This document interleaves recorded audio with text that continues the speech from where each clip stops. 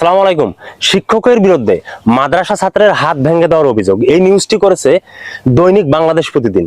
গোপালগঞ্জের কোটালীপাড়ার একটি হাফিজিয়া মাদ্রাসার ওই মাদ্রাসারই একজন শিক্ষক 8 বছর বয়সের একটি স্টুডেন্টকে পেটাতে পেটাতে শেষ পর্যন্ত ধাক্কা দিয়ে তার হাতটি ভেঙে ফেলেছে। তার অপরাধ, সে পড়া ধরেছিল কিন্তু পড়াতে সে অপারগতা প্রকাশ করেছে, মানে পারেনি।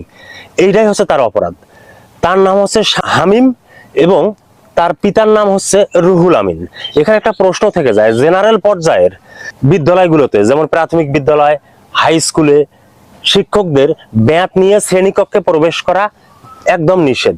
সেখানে হাফিজিয়া মাদ্রাসায় কেন শারীরিক নির্যাতন করে শিক্ষাদান করা হবে? এটা কেমন ধরনের সিস্টেম? কেন তারা ভালোবাসা দিয়ে শিক্ষা প্রদান করতে পারেন না? কেন পারেন না? হাফিজিয়া মাদ্রাসার সব শিক্ষকেরাই ইসলামিক শিক্ষায় শিক্ষিত। ইসলামের কোথাও কি আছে এরকম শারীরিক নির্যাতন করে কাউকে টিচিং করা? এই বিষয়টা একটু বিহিত হওয়া দরকার। এসব কেন বন্ধ হয় না? আল্লাহ হাফেজ।